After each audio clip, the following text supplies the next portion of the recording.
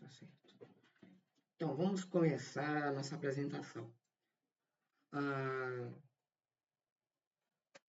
vamos começar a nossa apresentação. Então, o que será apresentado aqui com a gente? Olá a todos, meu nome é Ian Pelenti Ramos e sou acadêmico do sexto período no curso de Análise e Desenvolvimento de Sistemas no Instituto Federal de Educação, Ciência e Tecnologia de Rondônia, IFRO Campus Ariquemes. É um prazer apresentar a vocês nosso projeto, uma aplicação web em Python para consulta de CEP, desenvolvida com Flask e consumo de API.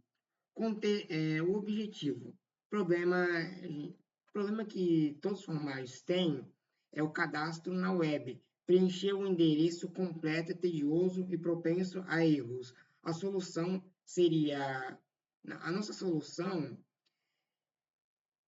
que é o aplicativo preenche automaticamente esse processo. Ou seja, ele preenche automaticamente as lacunas. Ao digitar o CEP, o sistema consulta uma base de dados externa e preenche automaticamente o lugador, o bairro, cidade, estado. E aí, a tecnologia utilizada é o Microframework Flask para back-end e demonstraremos como consumir uma API de terceiros, que é uma habilidade fundamental no desenvolvimento web moderno por trás do código. A gente também tem conceitos essenciais antes de mergulhar no código. É crucial entender as peças-chave que fazem esse projeto funcionar. Primeiro, por que escolhemos o Flask? É um micro-framework de Python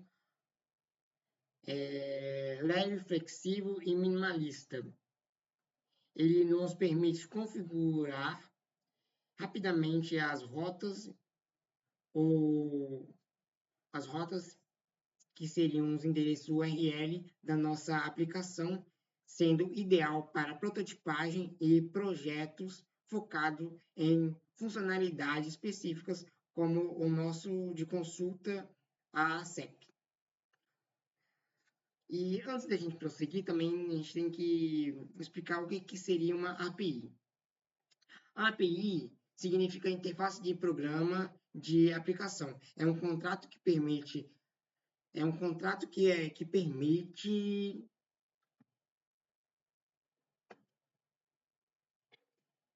Eita caramba!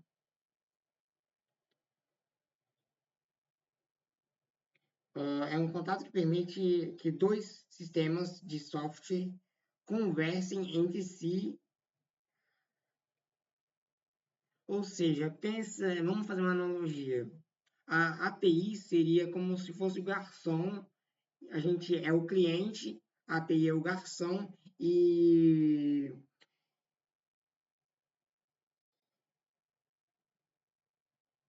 a via CEP seria a cozinha. Ou seja, a via CEP ela prepara a comida, ou seria os dados, a API entrega para a gente, que seria o garçom, e a gente trata esses dados, ou a gente usa esses dados, e esses dados entregam para a gente no formato JSON, que é um formato de dados mais usados para a troca de informações entre APIs e aplicações web. É um formato leve de fácil leitura, tanto para humanos quanto para máquinas, organizado em pares de chave e valor. Vamos começar aqui. A introdução.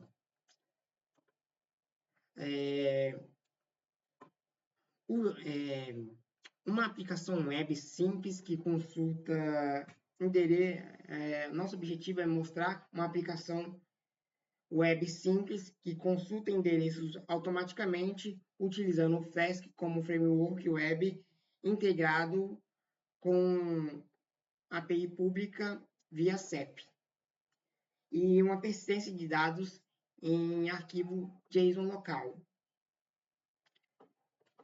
Ou seja, a gente usa o framework do Flask, a API da ViaCep, o front-end HTML, CSS, JavaScript e armazenamento JSON local.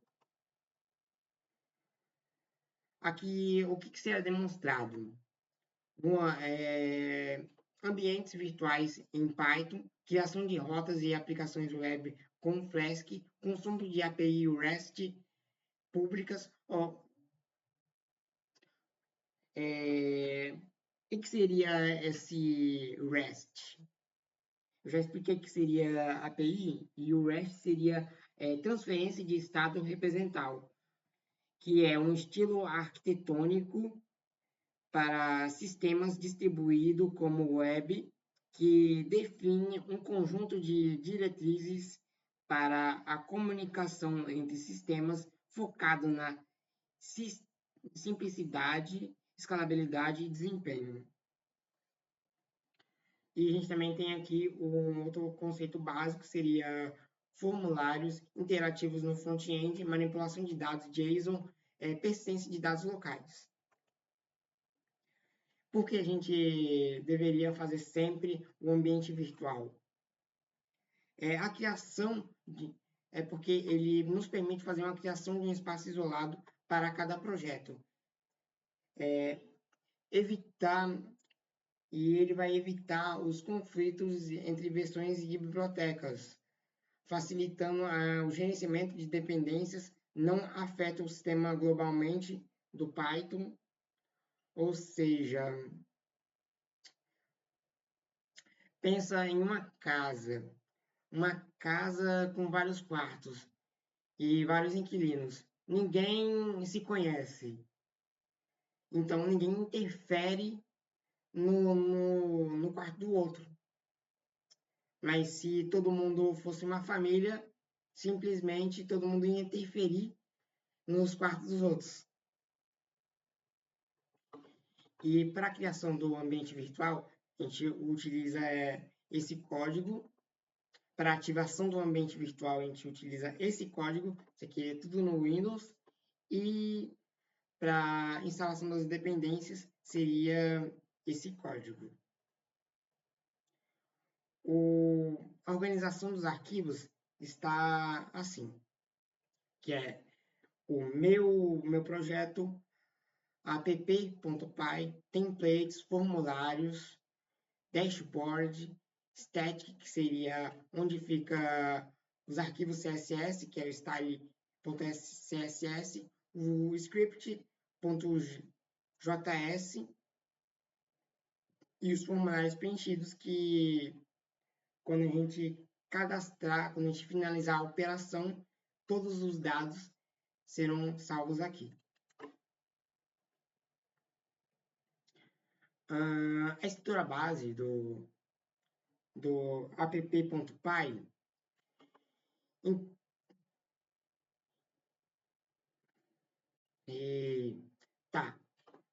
importa Flask e dependências necessárias, cria instância de aplicação Flask, define rotas para diferentes páginas, modo debug, ativa recarregamento automático. O que significa cada coisa? Aqui o Flask Name identifica onde estão os arquivos. O Render Templates renderiza o HTML do diretório dos templates e o Debug True ele é muito utilizado no desenvolvimento pela questão que ele permite o programa mostrar informações de erros mais facilmente. Aí temos aqui um mapeamento de URLs. Tá tudo organizado tá tudo mais ou menos organizado assim. Ou seja, A primeira opção exibe o formulário principal, a segunda opção, que é o submit, processa os dados do formulário post, a rota consulta CEP, consulta API via GET, a rota dashboard exibe o formulário salvos. O que cada um faz? Ele é um decorador que define as URLs. Esses aqui são os métodos utilizados. E o que esses métodos aqui eles fazem? O post envia e o get pede. É basicamente isso. E também temos os parâmetros dinâmicos com variável, que não é mostrado aqui, não é mesmo? Tá, o ambiente virtual já foi? Beleza. Isso aqui é a estrutura do nosso projeto. O que a gente utilizou mais? Utilizou bastante na produção do HTML e CSS e interatividade, o formulário com preenchimento automático.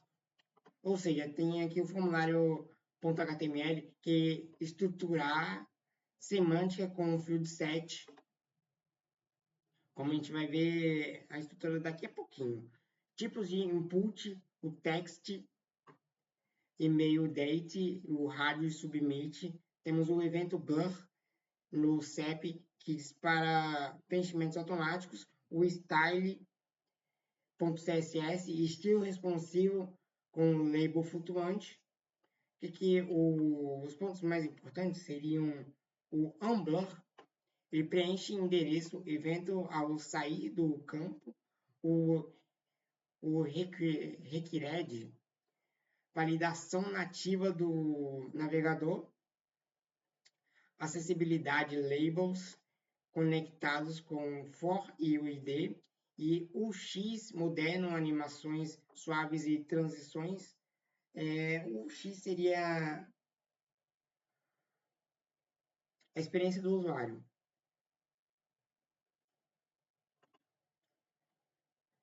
Agora a gente tem aqui umas outras coisas que seriam as validações. Temos aqui a validação com expressão regular, que ela permite apenas 8 dígitos.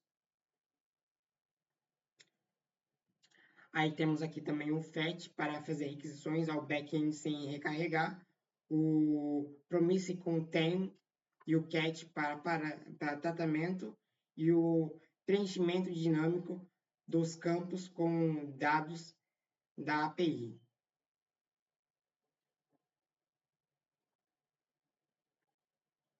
Como eu disse anteriormente, o get pede, ou seja, ele retorna o formulário .http, não, HTTP não, é HTML. O get ele pede as informações da URL, da API, via CEP. O post ele manda as informações do formulário. O get exibe todos os formulários salvos. Ou seja, é bem realmente simples. O parâmetro URL, o CEP, extrai automaticamente. Ele pega as informações lá da API e extrai automaticamente. O request form.get acessa os dados do formulário. E aí, o que a gente tem mais aqui? Temos aqui a requisição HTTP no back-end. O request.get consulta a API via CEP, response.status, code, valida o sucesso se der 200. Como a gente está vendo aqui, se por acaso não houver informação, ele vai dar erro. E se por acaso se a informação chegar toda completa, ele vai mostrar os 200. Porém, não vai mostrar para o usuário. Ó, e o JSON if, ou JSON if, converte resposta para JSON e o tratamento de erro para CEP inválido. O que seria isso aqui? Ah, não, é tratamento de CEP inválido, que era o que a gente já tinha colocado.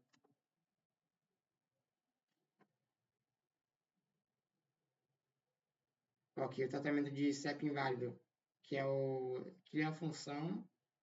Aí isso aqui pede para a API. Aí ela vai checar se está tudo correto, vai responder 200. Se tiver tudo correto, se não tiver tudo correto, vai retornar 404. Aí a gente tem um salvamento em JSON. Recebe dados post de submit, organiza em diretório Python, gera ID incremental para cada arquivo, o JSON dump, ele transforma os dados de Python para JSON e o redirect para dashboard após salvar. Ou seja, ele manda para o dashboard após salvar. Aí, o que acontece? A gente tem aqui a renderização do server SID. Lê todos os arquivos JSON da pasta form preenchidos, filtra apenas arquivos .json com os os.listdir, o json.load deserializa para dicionários, ou seja, ele transforma de novo para dicionários, para listas, passa a lista para template, como o render template. Aí, o que ele faz? Que os dados importantes. Verifica a existência de dados. Aí, esse daqui, ele intera sobre formulário. Item nome, acessa propriedades do objeto, renderiza no servidor HTML final, e pronto. Ou seja, como acontece? O usuário, ele acessa o HTML e ele acessa o aplicativo. O HTML é carregado. Preenche o CEP e a saída do campo blur. O JavaScript faz o get, consulta o CEP. O back-end retorna os dados JSON da API via CEP. Os campos são preenchidos automaticamente. O usuário envia o post submit. E o back-end salva o JSON e redireciona para o dashboard. O dashboard exibe todos os formulários. Ou seja, resumo da arquitetura. O Flask, framework, leve e produtivo, ambiente virtual isolado de dependências, API REST, integração com serviços externos, o JSON, formato simples e legível, JavaScript sem dependências e separação HTML, CSS e Python em um MVC simples. Ou seja, temos a validação em 2 níveis, clientes e servidor, comunicação assíncrona, melhor experiência do usuário, reutilização de templates e segurança post para dados sensíveis. Vamos mostrar como funciona. Aqui temos o nosso aplicativo. Temos aqui, vamos colocar um nome qualquer. Eduardo Guimarães.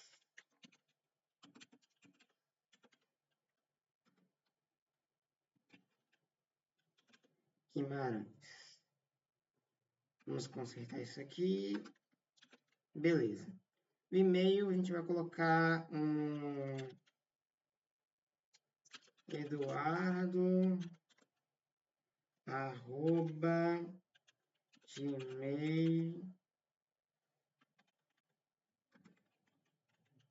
gmail.com. Telefone, qualquer telefone. 6999. Na real, não. Vamos colocar aqui. 74 32 41. Nem sei se isso aqui vai funcionar. É um número qualquer. Vamos colocar que ele é masculino. Não, vamos colocar que ele não sabe o que ele é. Ele nasceu em...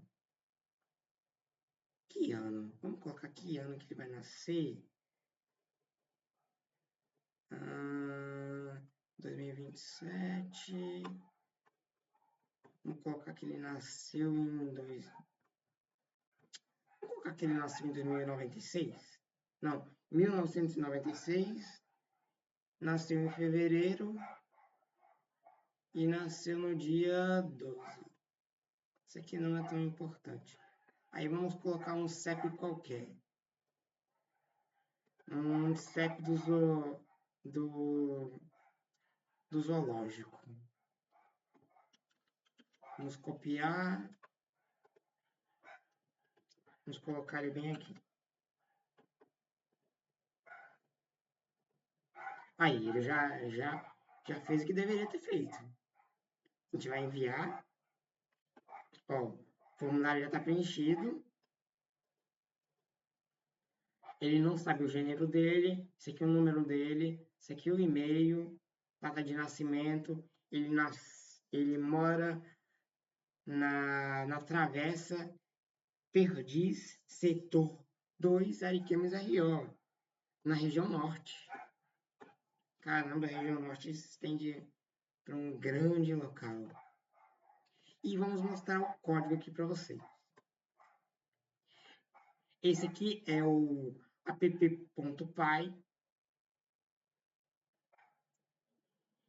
É assim que a gente pega as informações do submit, que é isso aqui que ele deveria ter. Ele está realmente fazendo.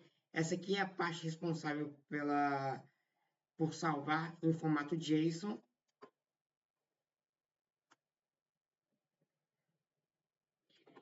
Essa aqui é a parte onde transforma as informações Python em JSON e o ident4 ele simplesmente formata de maneira mais simplificada em que o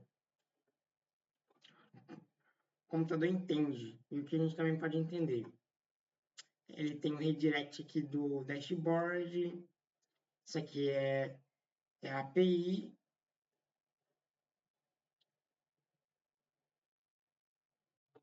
E agora a gente tem outra questão aqui. Ó, como está organizado o dashboard, bem simples. Como está organizado o formulário. Isso aqui é muita repetição mesmo. E temos aqui o CSS, que a gente fez só o básico mesmo do CSS. Temos o JavaScript aqui com as funções. E temos aqui o form preenchidos. Olha aqui as informações. Ou seja, esse é o nosso projeto. Muito obrigado por por estar assistindo.